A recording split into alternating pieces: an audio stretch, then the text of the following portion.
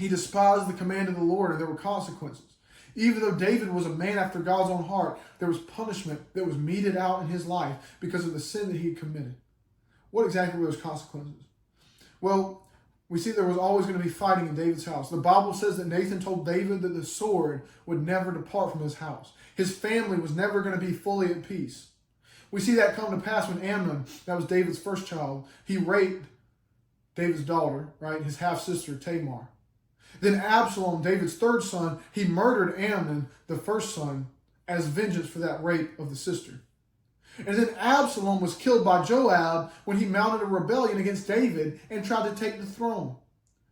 And then Adoniah, or Adonijah as we pronounce it, just reading it out right, the fourth son of David, he attempted to usurp the throne from Solomon, the 10th son.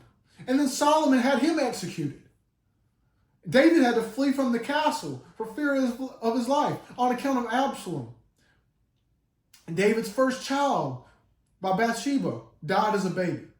That didn't just wreck David, folks. I had no doubt that Bathsheba took that hard. She lost her husband Uriah, and then she lost her child. And both of those losses came in tragedy. And part of me wondered if she blamed David for any of that as the years went on.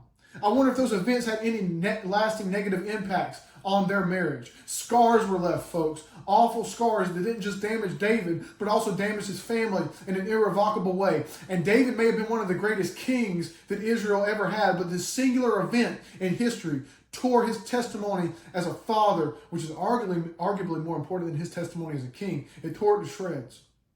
His house never stopped warring.